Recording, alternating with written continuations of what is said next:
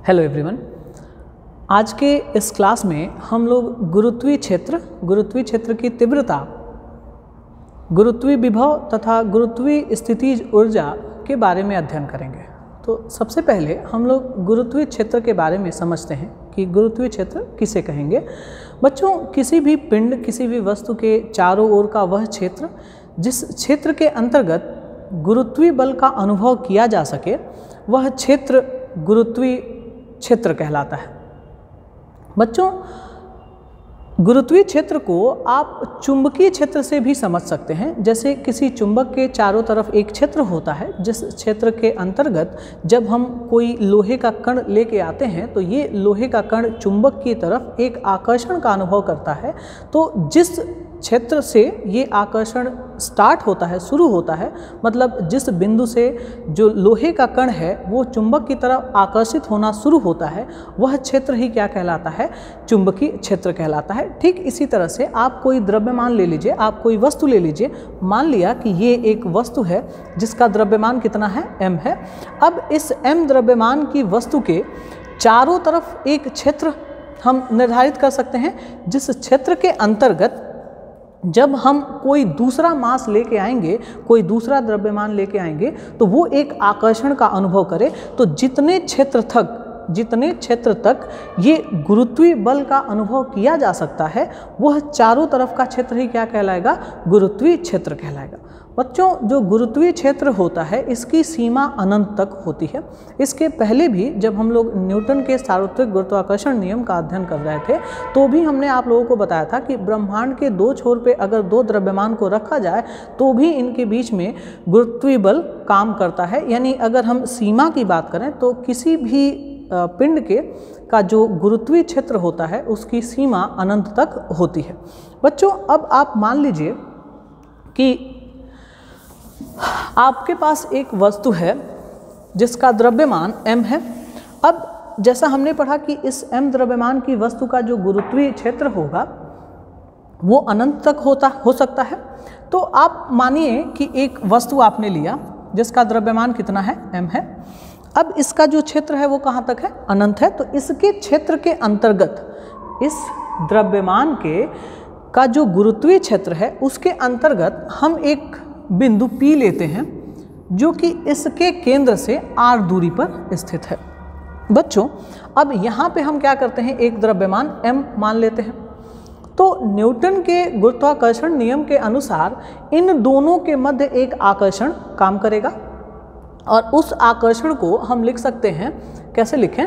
ये जो आकर्षण है वो बराबर होगा कैपिटल G यानी सार्वत्रिक गुरुत्वाकर्षण नियतांक और इन दोनों पिंडों के द्रव्यमान के गुणनफल।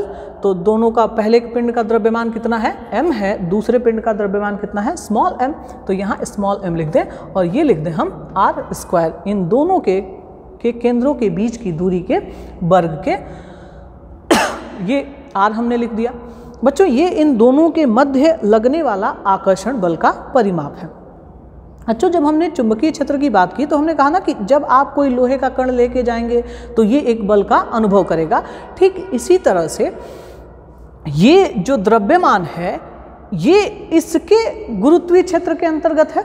ये जो द्रव्यमान हमने लिया है P पर, ये किसके क्षेत्र के अंतर्गत है? इसके गुरुत्वीय क्षेत्र के अंतर्गत है। तो ये जो द्रव्यमान है ये अपने ऊपर एक आकर्षण का अनुभव करेगा।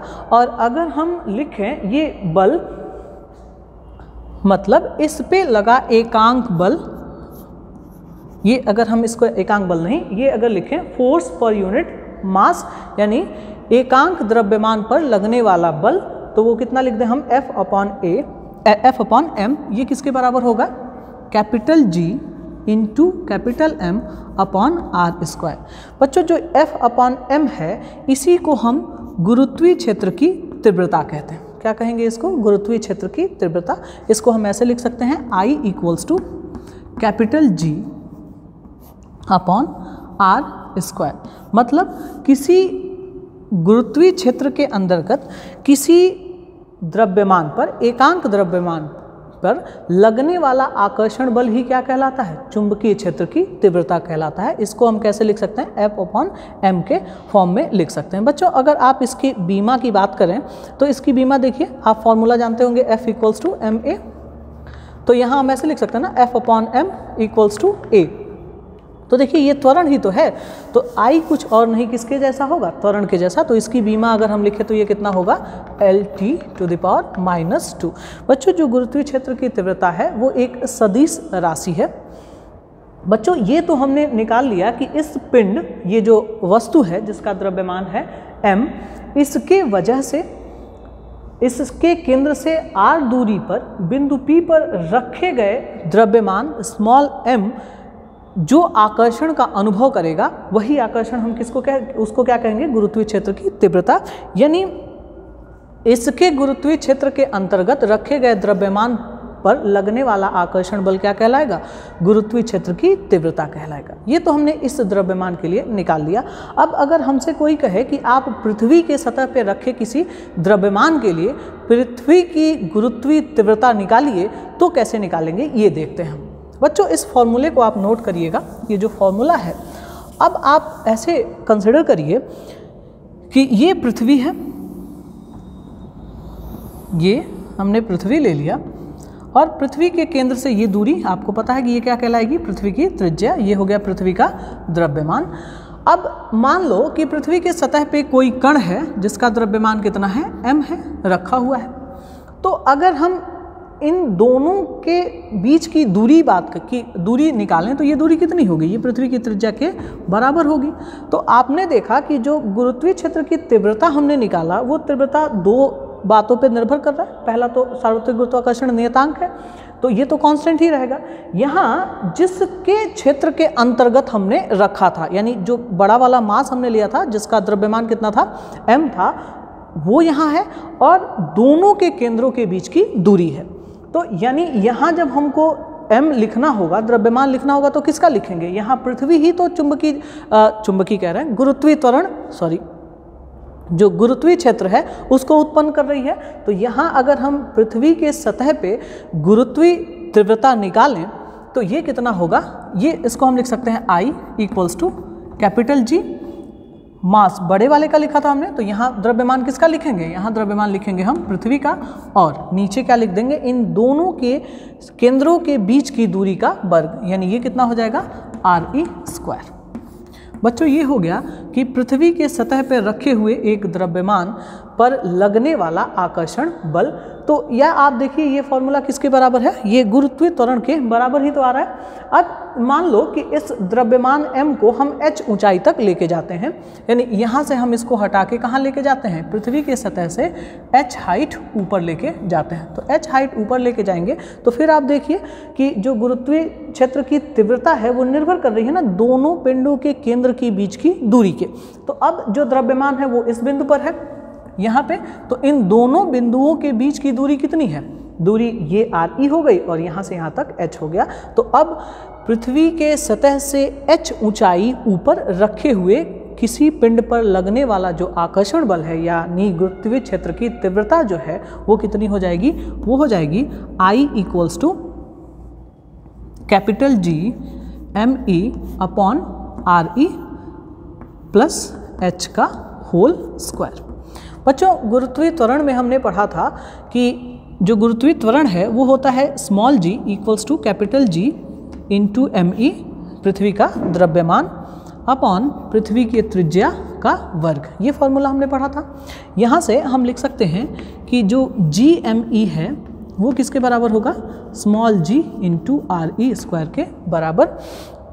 तो ये गुरुत्वीय क्षेत्र की जो तीव्रता है उसको हम गुरुत्वीय त्वरण के भी फॉर्म में क्या कर सकते हैं? लिख सकते हैं। तो जब लिखेंगे उसको तो ये फॉर्मूला अब बदल जाएगा, G = हो जाएगा, देखिए Gme के जगह पे हम क्या लिख सकते हैं?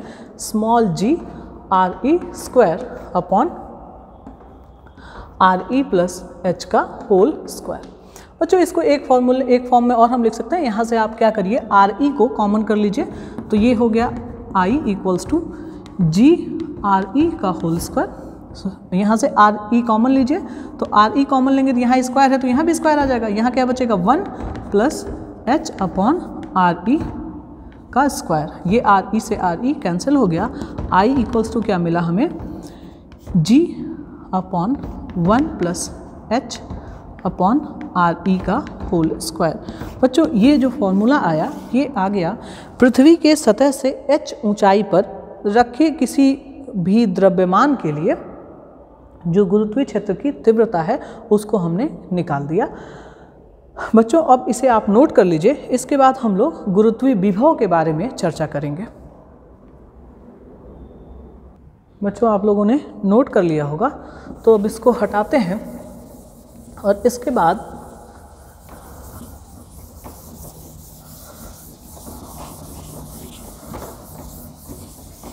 हम लोग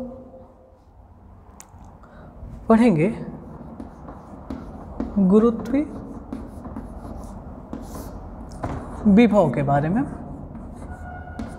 गुरुत्वीय विभव बच्चों, किसी भी गुरुत्वीय क्षेत्र के अंदर एकांक द्रव्यमान को एक जगह से दूसरे जगह तक ले जाने में किया गया कार्य ही गुरुत्वीय विभव कहलाता है। बच्चों गुरुत्वीय विभव को आपने क्लास 10th में भी पढ़ा होगा, लेकिन वहाँ पे आपने इसको इलेक्ट्रिसिटी विद्युत चैप्टर में पढ़ा होगा, जब आपने कहा होगा कि एकांक आवेश को एक बिंदु से दूसरी बिंदु तक लाने में जो कार्य आपने किया उसी को हम लोग क्या कहते थे कि वैद्युत विभव के नाम से हमने पढ़ा था। आपने पढ़ा होगा formula V equals to W/Q, यानी जो कार्य किया गया है वही कार्य जो है वो किस रूप में आता है, विभव के रूप में आता है। तो वहाँ हम चार्ज को लेके जाते थे, आवेश को लेके जाते थे, यहाँ पे हम किसको लेके जाएंगे, इस यहाँ पे ये जो फॉर्मूला होगा ये हो जाएगा W/M। मतलब जब हम गुरुत्वीय विभव पढ़ेंगे तो वहाँ चार्ज नहीं लिखेंगे, यहाँ क्या लिख देंगे, द्रव्यमान लिख देंगे। इसको जरा हम मैथमेटिकल फॉर्म में समझने की कोशिश करते हैं।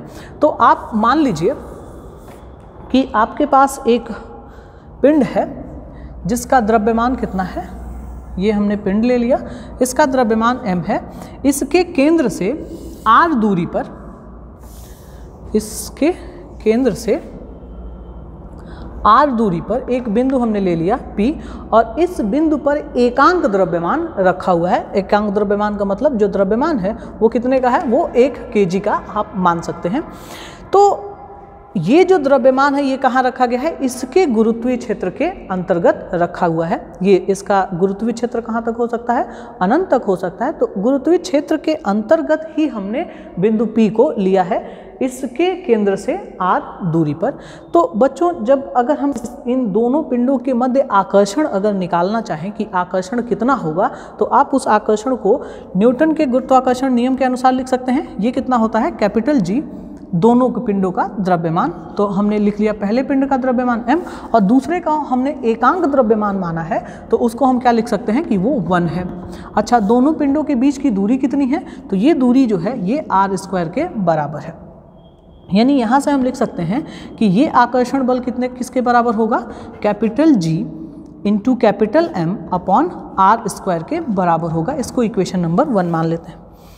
बच्चों अब आप कंसिडर करिए कि इस बिंदु पर, जो बिंदु P पर द्रव्यमान रखा गया है, उस द्रव्यमान को बिंदु P से हम कहाँ ले जा रहे हैं, बिंदु Q तक लेके जा रहे हैं, और P और Q के बीच की जो दूरी है वो दूरी dr लिख देते हैं। तो यहाँ से यहाँ तक ले जाने के लिए आपको कार्य करना होगा, और यही कार्य जो है वो विभव के फॉर्म में होगा। अभी हमने फॉर्मूला लिखा था ना, विभव बराबर क्या होगा, किया गया कार्य। और अगर हम एकांक द्रव्यमान ले लें तो हमने लिखा था ना यही कि V इक्वल्स टू W/M। तो आप यहाँ से अगर एकांक द्रव्यमान लेंगे तो M की जगह क्या लिख सकते हैं, 1 लिख सकते हैं। तो V जो है वो किसके बराबर होगा, W के बराबर होगा। इसीलिए हमने एकांक द्रव्यमान यहाँ पर लिया है कि हम आसानी से क्या करें, फॉर्मूले को बना सकें। तो बच्चों आपने क्या माना कि बिंदु P पर कोई एक एकांक द्रव्यमान रखा हुआ है, और इस एकांक द्रव्यमान को हम P से Q तक ले जाना है। तो ले जाने में आपको कार्य करना पड़ेगा। तो मान लिया कि ये जो किया गया कार्य है ये dW के बराबर है। ठीक, हमने बहुत कम दूरी लेके गए हैं, तो जो किया गया कार्य है वो भी कितना आएगा, कम ही आएगा। तो आपको पता है जो dW है वो किसके इक्वल होगा, ये जो dW है ये होता है फोर्स इनटू डिस्प्लेसमेंट के बराबर। तो डिस्प्लेसमेंट यहाँ कितना हुआ, विस्थापन यहाँ कितना हुआ, dr के बराबर, यही हुआ ना। P से Q तक ले जाने में कितना दूरी चला है, ये ये dr डिस्टेंस चला है, इनटू कॉस थीटा, पूरा लिख लिया जाए कॉस थीटा। बच्चों इसके पहले भी हमने बताया था कि ये जो बल है इसकी दिशा किसके तरफ होगी, इसी रेखा के, इन दोनों केंद्रों को मिलाने वाली रेखा के अनुदिश, यानी यहाँ थीटा कितना आएगा, थीटा यहाँ होगा 0 डिग्री। तो आपको पता है, तो इसको हम लिख सकते हैं dw equals to F into dr क्यों, कॉस थीटा, तो कॉस 0 पुट करेंगे और कॉस 0 की वैल्यू कितनी आती है 1, तो यहाँ हमने लिख लिया 1। बच्चों ये कार्य है किसी एकांक द्रव्यमान को बिंदु P से बिंदु Q तक लाने में। अब आपको पता है कि इसका जो गुरुत्वीय क्षेत्र है वो तो अनंत तक है, तो हम इस एकांक द्रव्यमान को अगर कुल गुरुत्वीय विभव निकालना चाहते हैं कि टोटल गुरुत्वीय विभव कितना होगा, तो हम ये मान लें कि ये जो एकांक द्रव्यमान है इसको हम P से Q तक नहीं, अब हम ये मान लेना कि हम अनंत से बिंदु P तक ला रहे हैं। तो अनंत से बिंदु P तक लाने में हम किया गया कार्य निकालते हैं। तो P से Q तक लाने में किया गया कार्य क्या है, F इंटू डी। अब F जो है उसको क्या कर लिया जाए, यहाँ से पुट कर लिया जाए, तो dw जो होगा, dw F की वैल्यू यहाँ देखो कितना है, gm अपॉन आर स्क्वायर, तो यहाँ हम लिख दें gm upon R square dr। अब हम कुल गुरुत्वीय विभव अगर निकालें तो कुल गुरुत्वीय विभव के लिए क्या करेंगे कि मान लिया जो ये एकांक द्रव्यमान था इसको हम अनंत से लेके आ रहे हैं, तो जब अनंत से लेके आएंगे तो अनंत से लाने में किया गया कार्य निकालने के लिए हम क्या कर दें, इसी इक्वेशन को हम इंटीग्रेट कर देते हैं। कहाँ से कहाँ तक, कहाँ से ला रहे हैं, अनंत से, और कहाँ तक ला रहे हैं, P तक, तो P इसके केंद्र से कितनी दूरी पे है, R दूरी पर, तो यानी यहाँ हम पुट कर दें R। ठीक, तो ये इंटीग्रेशन यहाँ भी लगेगा, कहाँ से कहाँ तक, अनंत से R तक। ठीक, अब बच्चों इसको क्या किया जाए, सॉल्व किया जाए। तो अगर इसको सॉल्व करेंगे हम तो ये हमें मिलेगा ये अनंत से R तक लाने में किया गया कुल कार्य निकल जाएगा। ये किसके बराबर है, ये इन्फिनिटी टू R dw, और यहाँ हम लिख सकते हैं क्या, infinity to R gm upon R square into dr। अब आपको पता है कि g और m क्या है, दोनों कांस्टेंट हैं, नियतांक हैं, तो इनको क्या कर दें, बाहर कर दें, तो ये हो जाएगा इन्फिनिटी टू R, और ये कितना हो जाएगा, अब देखो 1 अपॉन आर स्क्वायर बचेगा, इसको हम क्या लिख दें, r⁻² dr। ठीक है, ऐसे भी लिख सकते हैं ना। अब आप इंटीग्रेशन का फॉर्मूला जानते हैं यहाँ से, तो इंटीग्रेशन का फॉर्मूला यहाँ क्या यूज करेंगे, यहाँ आपको हमने मैथमेटिकल टूल में बताया था कि अगर x⁻n हो dx हो तो इसका फॉर्मूला क्या आएगा, x⁻n+1 अपॉन n+1, ये होता है फॉर्मूला इसका इंटीग्रेशन। तो यहाँ n की जगह क्या है, -2 है, तो इसको हम लिख सकते हैं ऐसे, gm इन ब्रैकेट r⁻n+1 है, तो यहाँ क्या है, n की जगह -2+1 अपॉन -2+1 इंटू लिमिट कितना लगा देंगे, r इन्फिनिटी। तो लोअर लिमिट कितनी है, इन्फिनिटी, अपर लिमिट r। ठीक है बच्चों, ये देखिए -2+1 कितना आएगा, -1, तो इसको हम ऐसे लिख देते हैं -gm। अच्छा, यहाँ कितना आएगा, -2+1 कितना आएगा, r⁻−1, तो इसको हम ऐसे लिख सकते हैं 1 अपॉन r, ये हो गया इन्फिनिटी टू r। अब इसको सॉल्व कर लिया जाए बच्चों। तो अगर इसको सॉल्व करेंगे तो आपने इंटीग्रेशन पढ़ा है, -gm क्या लिखते हैं, upper limit minus lower limit, तो अपर लिमिट कितना है, r है, तो r की जगह r पुट कर दिया, माइनस लोअर लिमिट तो 1 अपॉन इन्फिनिटी है, और बच्चों 1 अपॉन इन्फिनिटी जो होता है वो किसके बराबर होता है, 0 के बराबर। तो यहाँ से ये जो W आया वो किसके बराबर आ गया, -gm अपॉन r के बराबर। और एकांक द्रव्यमान के लिए गुरुत्वीय विभव और किया गया कार्य क्या होता है, दोनों बराबर होता है। तो यहाँ पे हम लिख सकते हैं गुरुत्वीय विभव v बराबर -g into capital M r। ये हो गया बच्चों फॉर्मूला इसका। ठीक, तो ये तो हो गया ना कि जो हमने द्रव्यमान माना था कि जिसका द्रव्यमान कितना है, m है, उसके लिए गुरुत्वीय विभव का मान निकाला। अब अगर आप यही गुरुत्वीय विभव पृथ्वी के लिए निकालें तो पृथ्वी के लिए कितना हो जाएगा, मान लीजिए कि ये पृथ्वी है, ये हमने पृथ्वी ले लिया, ये इसका केंद्र, अच्छे से बनाया जाए पृथ्वी को। तो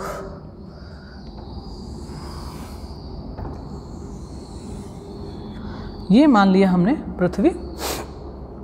तो पृथ्वी पे मान लीजिए ना आपने यहाँ पे एकांक द्रव्यमान रखा हुआ है, तो यही तो गुरुत्वीय विभव निकालना है। तो गुरुत्वीय विभव निकालने के लिए इन दोनों के बीच की दूरी चाहिए, और जिसके गुरुत्वीय क्षेत्र के अंतर्गत इसको रखा गया है उसका द्रव्यमान चाहिए। तो ये द्रव्यमान किसके क्षेत्र के अंतर्गत रखा गया है? पृथ्वी के। तो पृथ्वी का हमें द्रव्यमान चाहिए mE।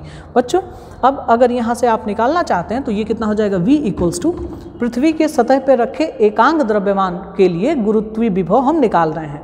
तो गुरुत्वीय विभव V इक्वल्स टू कितना हो जाएगा? -G। अच्छा, अब द्रव्यमान किसका लिखेंगे? पृथ्वी का ना, तो यहाँ लिख दिया हमने mE। अच्छा, फिर दूरी लिखेंगे, तो दूरी इन दोनों के बीच कितनी है? RE है, तो ये हमने लिख दिया RE। तो बच्चों ये हो गया पृथ्वी के सतह पर रखे एकांक द्रव्यमान के लिए गुरुत्वीय विभव का मान। ठीक, अब बच्चों इस फॉर्मूले को हम ऐसे भी लिख सकते हैं। इस फॉर्मूले को हम कैसे लिखें? आपने पढ़ा है गुरुत्वीय त्वरण में कि G इक्वल्स टू होता है capital G mE upon RE square के बराबर। तो G mE जो है वो किसके बराबर हो जाएगा? ये G इंटू RE स्क्वायर के बराबर हो जाएगा। तो यहाँ से हम V इक्वल्स टू क्या लिख सकते हैं? -GM की जगह क्या लिख दें? G RE स्क्वायर अपॉन नीचे क्या है? RE। तो RE से RE cancel, V equals to कितना मिल गया? -G RE। ठीक है बच्चों, तो अगर आपको गुरुत्वीय त्वरण का मान पता है और पृथ्वी की त्रिज्या पता है तो आप गुरुत्वीय विभव पृथ्वी के सतह पे निकाल सकते हैं। अच्छा, अब मान लीजिए कि इस एकांक द्रव्यमान को हम ना h ऊंचाई क्या कर गए? ऊपर लेके चले गए। तो h ऊंचाई ऊपर ले जाने पे गुरुत्वीय विभव के मान में कैसे परिवर्तन होगा? तो हमको इन दोनों के केंद्र के बीच की दूरी चाहिए, और जिसके गुरुत्वीय क्षेत्र के अंतर्गत इसको रखा गया है उसका द्रव्यमान चाहिए। तो इसी फॉर्मूले का यूज कर लें हम। इस फॉर्मूले का यूज से पृथ्वी के सतह से h ऊंचाई ऊपर किसी द्रव्यमान के लिए गुरुत्वीय विभव निकालें। तो ये हो जाएगा V equals to -G mE upon दोनों के बीच की दूरी का, दोनों के बीच की दूरी लिखना है। तो दोनों के बीच की दूरी कितना है? RE प्लस H है ना। अच्छा, अब इस GME की जगह पे हम ये लिख सकते हैं कि नहीं? GRE स्क्वायर, तो लिख सकते हैं -GRE square upon RE plus H, ये भी हम लिख सकते हैं। अच्छा, अगर और आपको लिखना है, सॉल्व करना है इसको, तो आप ऐसे भी लिख सकते हैं कि V equals to -GRE square upon, यहाँ से RE कॉमन ले लीजिए, तो ये हो गया RE 1 plus H upon RE। तो RE से RE कैंसिल हो गया। अब हम लोग पृथ्वी के सतह से h ऊंचाई ऊपर रखे किसी एकांक द्रव्यमान के लिए गुरुत्वीय विभव का मान निकाल लिया। तो ये कितना आ गया? -G, R कैंसिल हो चुका है, एक तो बच गया RE, और नीचे क्या लिख सकते हैं हम लोग? 1 प्लस H अपॉन RE। हो गया बच्चों ये गुरुत्वीय विभव। हमने इसके लिए जितने भी जो डेरिवेशन था फॉर्मूले का वो डेरिवेशन कर लिया। आप इस फॉर्मूले के हेल्प से अपने बुक के न्यूमेरिकल्स सॉल्व कर सकते हैं। आप इसको नोट कर लीजिए। इसके बाद हम लोग गुरुत्वीय स्थितिज ऊर्जा के बारे में पढ़ेंगे। चलिए बच्चों, आप लोगों ने नोट कर लिया होगा।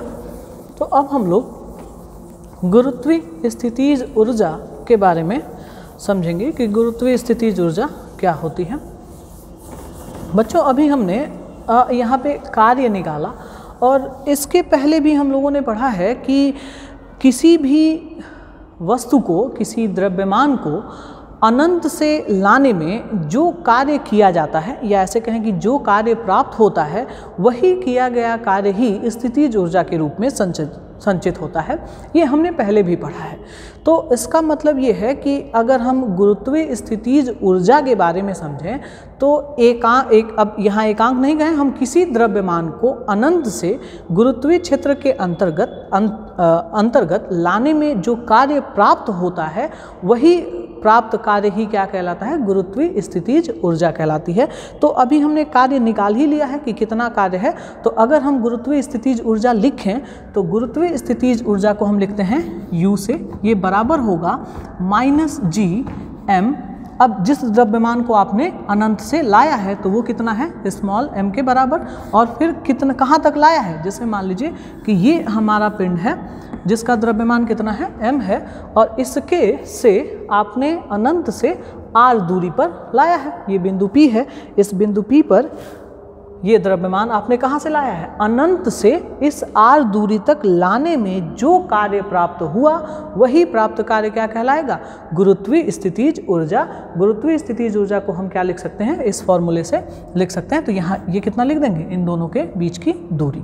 बच्चों आप अगर ऐसे लिखें तो ये फॉर्मूला आपको दिख रहा है कि U जो है वो कुछ और नहीं है, क्या है, गुरुत्वीय विभव, और उसमें जिस द्रव्यमान को हमने अनंत से लाया है वो दोनों का अगर गुणनफल लिख दें तो यही क्या कहलाएगा, गुरुत्वीय स्थितिज ऊर्जा।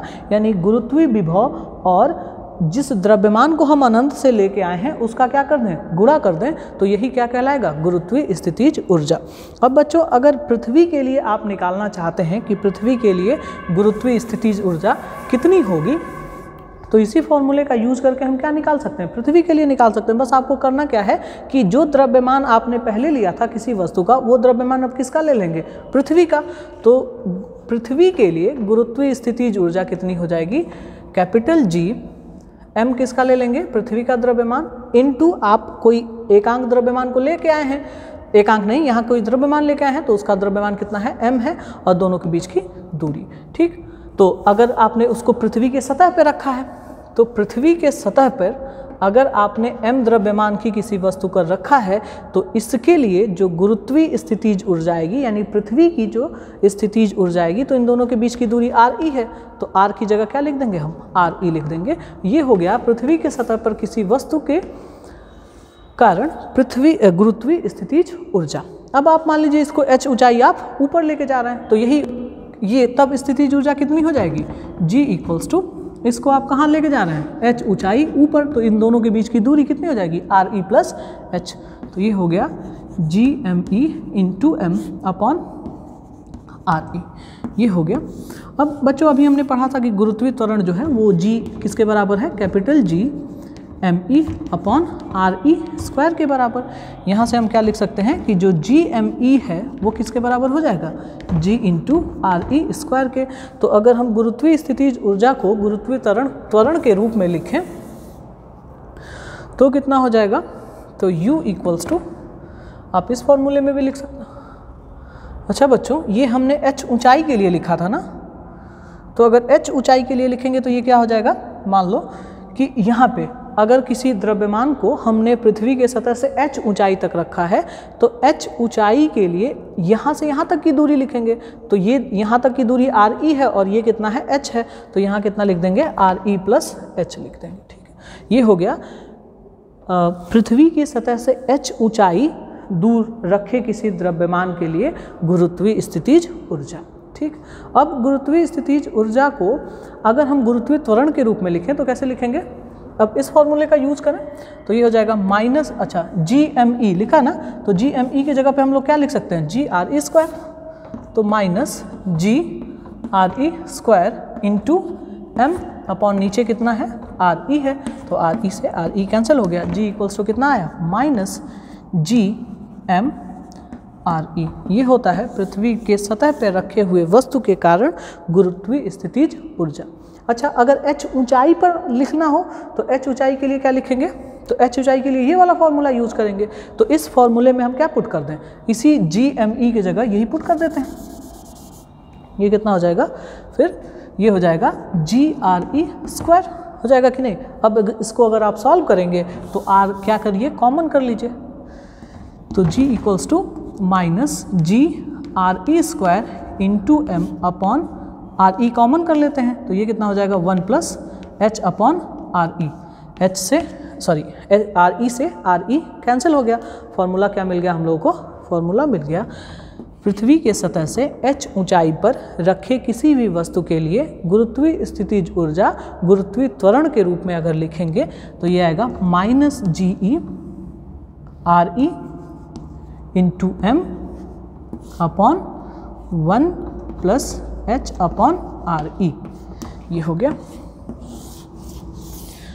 बच्चों। इस तरह से हमारा जो ग्रेविटेशन चैप्टर है वो कंप्लीट हुआ। आप लोग नोट्स कंप्लीट कर लीजिएगा इसका पूरा। इससे रिलेटेड जो न्यूमेरिकल्स हैं उनको लगाइए। इन फॉर्मूले के हेल्प से आप न्यूमेरिकल्स सॉल्व कर सकते हैं। नेक्स्ट सेशन में हम लोग अगला चैप्टर डिस्कस करेंगे।